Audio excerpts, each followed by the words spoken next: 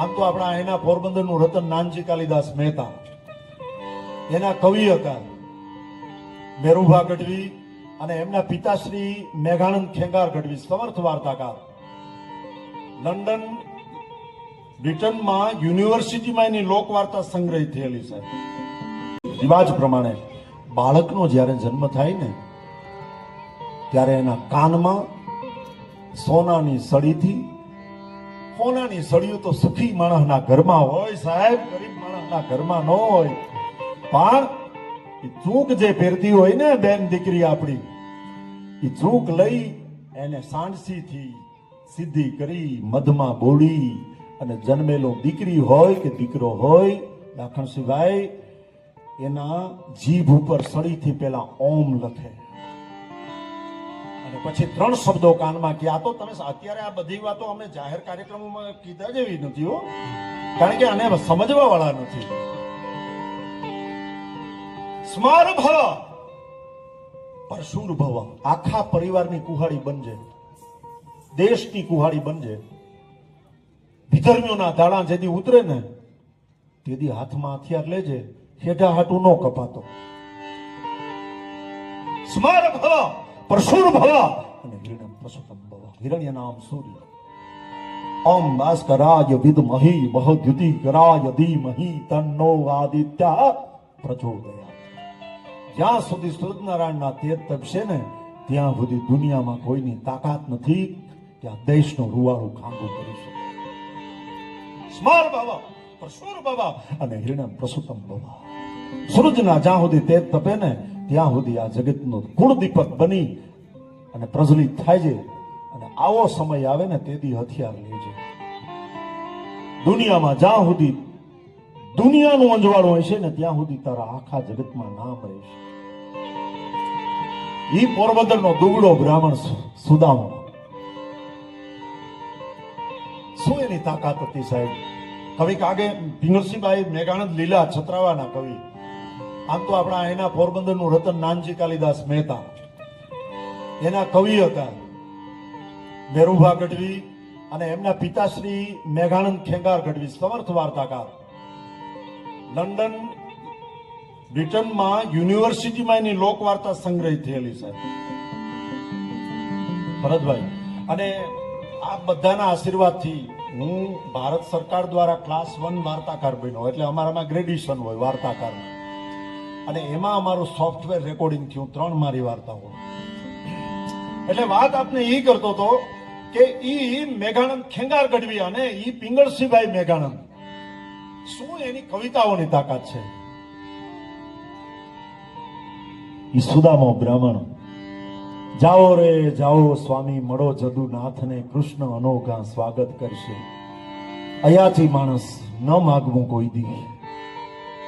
સુશીલાજી એમના પત્ની, સુદામાજીના પત્ની સુશીલાજી બહુ આગ્રહ કરે છે, કૃષ્ણ જેવો સોનાની નગરીનો ભાઈબંધ હોય તમારો, અને આપણા છોકરા ધૂળમાં ઓળખતા હોય અને ટકટકનું ખાવાનું ન વળે. સુદામાજીના મોઢામાંથી શબ્દ નીકળે, હું અયાચી છું, માગું નહીં. અતિશય આગ્રહને વશ થયા ને ત્યારે સુદામાના મોઢામાંથી શબ્દ નીકળ્યા હતા કે એમને તો હું ન જાઉં, તાંદુળની પોટલી દે મને. અને ઈ સુદામાએ જેથી પછી દ્વારકાનો કેળો લીધો છે સાહેબ, શું દિવસો છે સાહેબ, શું પરિસ્થિતિ નિર્માણ થઈ છે. દગાખોર દુનિયાના દંભી દલાલો માતાના નૂરે નયન બેચ પૂછે, શિયરને બસાવવા ચિતમ ઘરમાં કોરી નયન બેચ પૂછે. અરે દોરંગી દુનિયા તણા ધોખા કદી ધરશો નહીં સાહેબ. આજ રામને 14 વર્ષનો વનવાસ આપવા વાળો આજ સમાજ છે, અને એ જ રામના સ્ટેચ્યુ મૂર્તિ રાખી અને પૂજા કરવા વાળો આજ સમાજ છે. ભગવાન ઈસુ ખ્રિસ્ત લોહના સ્તંભમાં જોડનારો પણ આજ સમાજ છે, અને પછી મસીહા કરી પૂજનારો પણ આજ સમાજ છે. શું દિવસો હશે સાહેબ. ખુદા તારી કસોટીની પ્રથા સારી નથી હોતી, અને જે સારા હોય ને એની દશા સારી નથી હોતી. કોઈ દિવસ લાંબો વાત ન કરે. તમે રામાયણ રામચરિત માનસનું પુસ્તક લ્યો, રામચરિત માનસમાં આખા પુસ્તકમાં 23 પ્રકારની સાહેબ રામાયણ લખાણી. છેલ્લી આપણી તુલસીકૃત રામાયણ 23 રામાયણો છે, વાલ્મીકી ઋષિથી શરૂ કરીને. પણ એમાં જે ન્યાય જે પાત્રને મળ્યો ને સાહેબ, એ રામાયણના બે મહાન અદ્ભુત પાત્ર છે ભરતભાઈ. એક શબરી અને એક હનુમાનજી મહારાજ. જમદડ જાંબુવાન નલ અંગદ સુગ્રીવ નોર યા, પણ હજુ લગી હનુમાન ઈ તો કાયમ બેઠો કાગડા. આટલા વર્ષો સુધી રામાવતારમાં કિષ્કિંધાના જંગલોમાં પહેલી વખત રામ અને હનુમાનનો મિલાપ થયો. હનુમાનજી રામને જોવે, રામ હનુમાનજીને જોવે, પણ ગતુલિત બલધામા મહેમ શૈલા. એના બોલને એની તાકાત કેટલી હતી સાહેબ, એના બોલની ખ્યાતિ કરાવો. તા તો હોકાર કરીને કીધું તું કે અરે સીડી બીના ભેજ દુંગા રાવણ કો સ્વર્ગ મેં. વગર સીડીએ રાવણને જો સ્વર્ગના તાળા નો દેખાડું તો અંજરીને ધાયવો નો કે. ઈ હનુમાનજીનું પાત્ર સાહેબ. અને એક શબરીનું પાત્ર. 17 વર્ષની ઉંમર, માતંગ ઋષિનો આશ્રમ. પોતાના ગુરુએ શબરી ભીલની દીકરીને આશીર્વાદ આપ્યો તો, જા તારે રામ સુધી નહીં જવું પડે, રામ તારી આગળ આવી છે. અને એની જ ઉપડીએ સાહેબ 17 થી 70 વર્ષના રૂપાના પતરા જેવા વાળ થઈ ગયેલા સાહેબ. ગઢપણ થઈ એસી કરી, અરે મારો વહરો કીધો વે, આ તો વણ પાણી અને વણ હાબુએ મારા ધોળા કીધા કેસ. દગ દગ દેહ ડબક દેહ ડગમગ ભુકદંત પચન ભગવત પચનમ મુચરે. અરે ઝટપટ મન ચેત કપટ તજ કાળ નપટ સિર ઝપટ કરે સાહેબ. દાઢી ડગમગમાં બની 70 વર્ષની ઉંમર થઈ ગઈ. 17 વર્ષથી લઈ અને 70 વર્ષની આજ આવે કાલ આવે, આજ આવે કાલ આવે. લક્ષ્મણ છે એ શેષાવતાર છે અને થોડોક મગજ તામસી પણ ખરો. તમે નામ સાહેબ સાંભળ્યું હશે, બધા સાહિત્ય પ્રેમી બેઠા છો.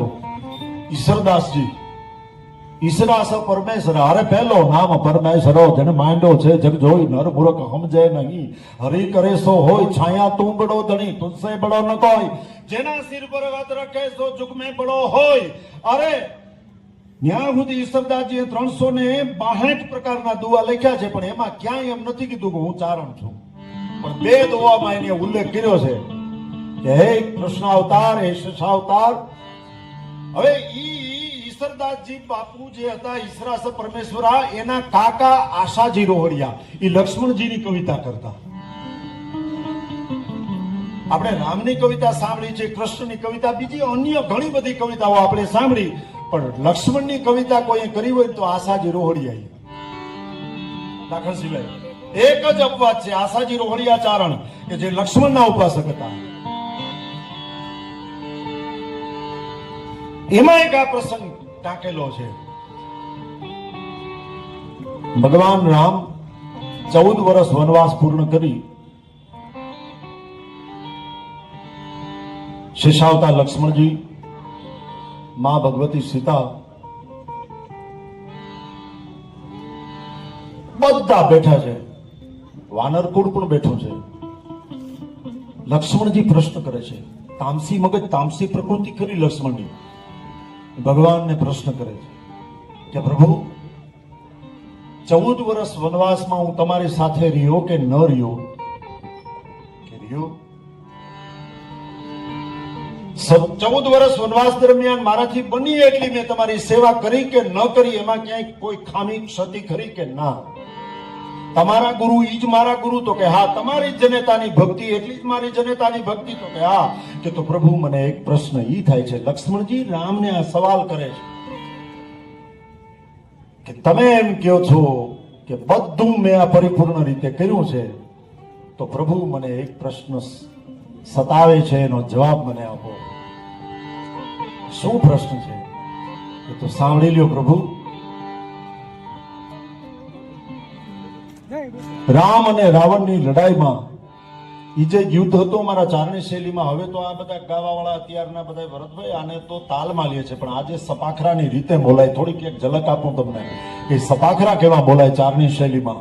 કે ખાતા તો લિયા પાંજો વાળા હકલતી ભાગ જૂટા ભાગ બોલી ગામડામાંથી હાક ભાગ જૂટા સકી જમજાળા છૂટા પે નામ જાણે તું તાસમાના જમી વાળા રંગ ફોદળા બુડાળા માતા કટા આસમાના હય કટા તપાય બોમ પાવ પલટો આ શૈલીથી થિયરીથી બોલવાનું સપાકનું છે હવે ઈ સપાકરાને માર માર માર માર માર હવે સમજણ વગરનું હાંગલા બીજણ પબેડા ખાય ચીચોડો તો ભલે ને ગાંગરે પણ રસ્તો કુંડીમાં જાય ન સમજાય ઉપરથી બીજું થાય એનો જલસો જુદો હોય.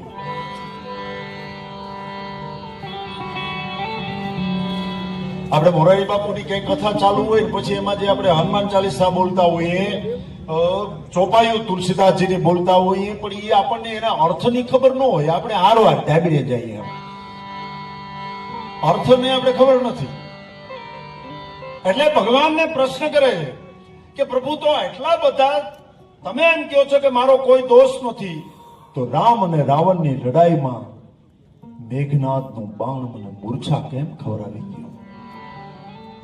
તમને તો એક પણ ફળું ન લાગ્યું અને મને પછી તો હનુમાનજીને જાવું પડ્યું દ્રોણાચર અને સંજીવની બુટી લઈ આવવી પડી. ત્યારે ભગવાન રામના શબ્દો સાંભળજો, જો શબ્દો ઉપર ધ્યાન દેજો સાહેબ, ચારણી સાહિત્યની મજા એ છે. ભગવાન રામ જવાબ આપે છે, સાંભળી લે લક્ષ્મણ, તું એમ મને પ્રશ્ન કરે છે કે મેઘનાદનું બાણ મને કેમ મૂર્છા ખવડાવી ગયું, તો સાંભળી લે. રામ, લક્ષ્મણ અને જાનકી નાતી ગોરી ગોરી ભોરી નવલ કિશોરી રૂપકી ચકોરી બન સોટજી હગાગરી નિરકો ઢોરી ગરી પાણી માં બોરી બોરી સારી કો સકોરી અંગ ચોરી मैं मिथिले बुवाल सुता में कलबानी वंश विभागर राघव की घर की महानानी આવી જગદંબા સ્વરૂપા જે જાનકી કહેવાય. એમાં આપણે અનેક આશ્રમોમાં આપણે ગયા પણ એવો કોઈ આશ્રમ તને દેખાણો કે જ્યાં સ્નેહ હોય? લક્ષ્મણ કે પ્રભુ ઈ તો હવે આપણે તો આમાં ઘણા જગ્યાએ ગયા, મને બહુ કઈ યાદ નથી આવતું. કે નહીં, એવો કોઈ તને આશ્રમ આવ્યો કે જે આશ્રમની અંદર જતાની હારે જેનો આવકારામાં આદર અને ભાવ ભારોભાર ભરેલો હોય અને ભાવથી ભરેલું ભોજન આપણે આરોગ્યું હોય? કે પ્રભુ મને આમ બહુ ખ્યાલ નથી પણ એટલું મને યાદ છે કે કોઈ ભીલની સબરી નામની કુટિયાની અંદર આપણે ગયા હતા અને બોર ખવડાવ્યા હતા. તે બોર ખાધા હતા કે ના પ્રભુ? મેં તો એઠા જાણે નાખી દીધો. સાંભળજો, રામ એમ કે છે, લક્ષ્મણ અત્યારે તું જીવતો છો ને, અત્યારે તું જીવતો છો ને, એ સબરીના બોર નો જ પ્રતાપ છે, નહીતર તું જીવતો ન. જે એઠા જાણીને ઈ બોરને ફેંકી દીધા હતા, વનચર પશુ પક્ષીઓ ચણી ગયા હતા અને એમાંથી આ સંજીવની ઔષધિ દ્રોણાચર પર્વત ઉપર જે પેદા થઈને એના રસના ટીપા નીચોવી નાખ્યા ને એટલે તું જીવતો છો. મેં દાસ તુમરો દાસ રો મદભૂત દલ આ તાંદુળની પોતલી લઈને જવા વાળો સુદામો સાહેબ, આ ચારણી સાહિત્યની મજા એ છે કે એક વાતમાંથી એક બાત કહન કી નાય ફૂકે અગ્નિ જલે ફૂકે દીપ બુજાય.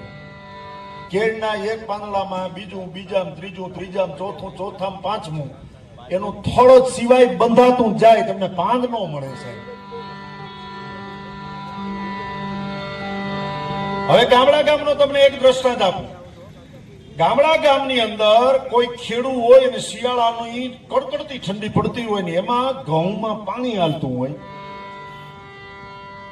હવે તો આ બધો સરકારશ્રીએ ઘણી બધી આપણે સુવિધાઓ ને સગવડતાઓ ને સવલતો આપી દીધી, નહીતર તો ઈ રાત પારી 8 કલાક પાવર આવે, 10 થી 5 કે 10 થી 6 એવો ટાઈમ નક્કી કરેલો હમણાં સુધી હતું ને.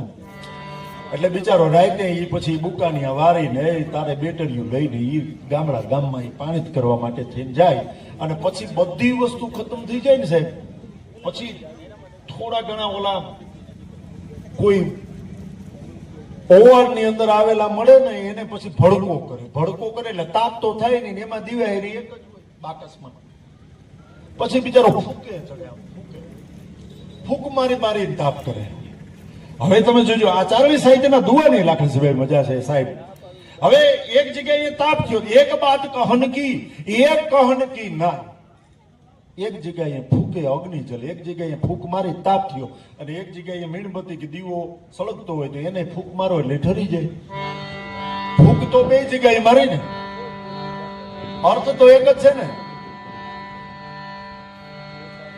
એક બાત કહન કી, એક કહન કી નાય, ફૂકે અગ્નિ જલે અને ફૂકે દીપ બુજાય. એક જગ્યાએ ભડકો થાય ને એક જગ્યાએ ઓલવાઈ જાય. આ જીભનું આવું જ છે સાહેબ. ભરતભાઈ આ ક્યાંક ક્યાંક ભડકા કરે ને ક્યાંક ક્યાંક ઠારી નાખે, શાંતિનો અહેસાસ આપે, એ જીભ છે.